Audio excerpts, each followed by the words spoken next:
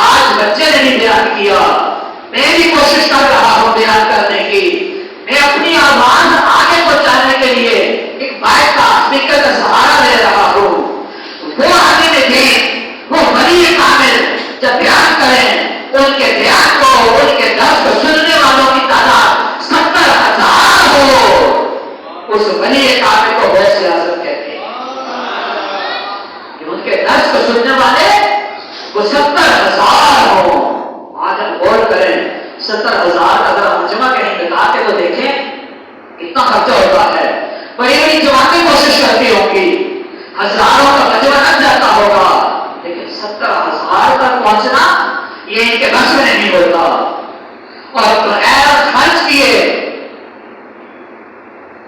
مسلسل دروس میں، مسلسل درسوں میں آپ کی نشست میں 70,000 لوگ آپ کو سنتے ہوں، یہ میرے غوث اعظم ہوتے ہیں۔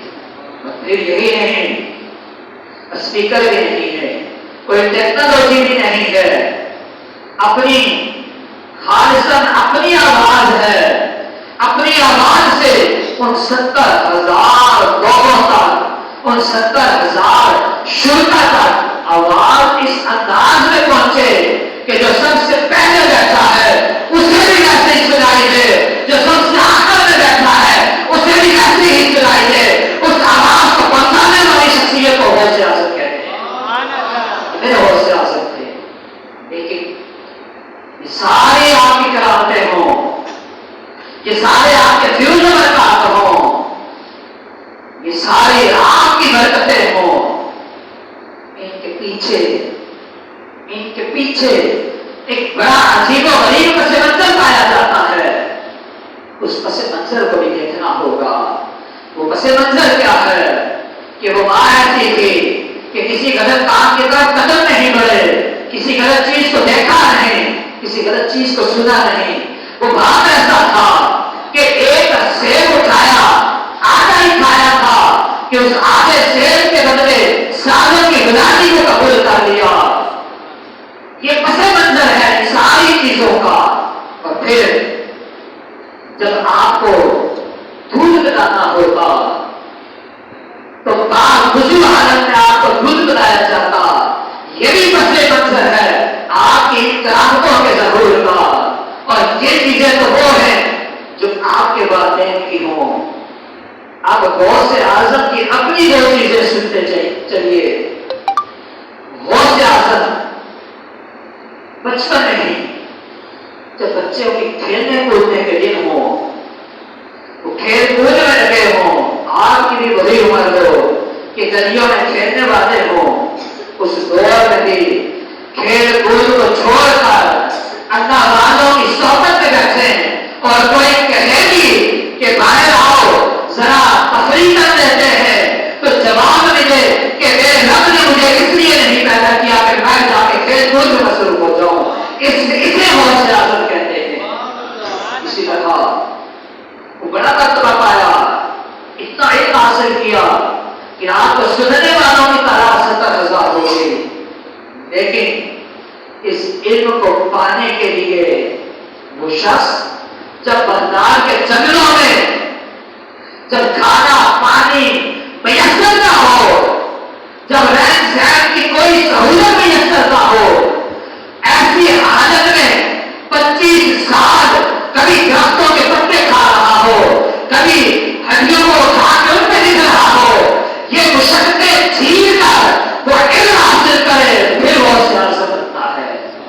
آج ہم بھی چاہتے ہوں گے کہ ہماری اولاد بھی آگے بڑھے، ہماری اولاد بھی کوئی مقام پا جائے، ہماری اولاد کو بھی کوئی مرتبہ مل جائے، تو اس کے لیے دونوں طرف کو دیکھنا ہوگا۔ پہلے ہمیں خود کو ان مسائل کا سامنا کرنا ہوگا، ان تکالیف کو برداشت کرنا ہوگا جو علم دین کی راہ پہ آتی ہیں۔ آپ اپنے ارد گرد نظر چلا کے دیکھیں، آپ نظر چلائیں گے تو آپ کو نظر آئے گا۔ ہمارے یہاں ایک بچے نے آج سورہ ملک کی تلاوت کی تھی، اس بچے نے آج سے کم و بیش 1.5 سال پہلے حفظ کیا ہوگا، اس بچے نے حفظ کیا۔ یہ چھوٹا سا بچہ مزید 7-6 سال اور پیچھے چلے جائیں تو اس کی عمر کیا इनसे पूछे उन्होंने कैसे इनको सुबह सुबह मदरसे के लिए भेजा था। वो सुबह उठते थे, तैयारी करते थे, इनका लंच भी इनको साथ देना पड़ता होगा या फिर बाद में भेजा जाना होता होगा। ये तकलीफ बर्दाश्त उन्होंने की, इन्होंने 8-8 घंटे मदरसे में बैठकर और फिर अपना मगरिब के बाद का जदवल को दौड़ाकर ये तकलीफ को बर्दाश्त करके इस मकाम पे पहुंचे कि आज ये हाफिज कहलाते हैं। आज हमारे सामने एक और बच्चा तौसीफ खड़े हो, ये तौसीफ बिन फैसल, ये इसकी उम्र आप देखें अल्हम्दुलिल्लाह ये बच्चा इस उम्र में हाफिज बन चुका है। वो बच्चा है जो आज से कुछ अर्सा पहले इसी मस्जिद में कायदा नाज़िला भी पढ़ रहा था, कायदा इसी मस्जिद से शुरू किया था।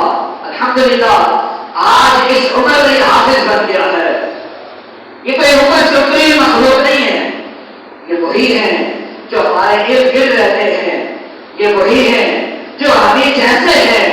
फर्क ये होगा कि इनके बारे में किसी ने सोचा होगा, थोड़ी कुर्बानी की होगी, अपनी आंखों से मां ने 8-8 घंटे के लिए जरा भोजन किया होगा। आज अल्हम्दुलिल्लाह ये हाफिज बन के आ रहा है। इसी तरह आगे फिर देखेंगे और भी बहुत सारे मिलेंगे अल्हम्दुलिल्लाह। आज हम जिस दौर में गुजर रहे हैं उस दौर में जरूरत है मेरे बहुत से आजम की करामतों को सुनने के लिए और फिर उन करामतों का जो पस मंजर था, जो मसाइल, जो तकालीफ थी, उन तकालीफ को भी देखने का। कहते हैं ना मीठा खाना सुन्नत है कि बुजुर्गों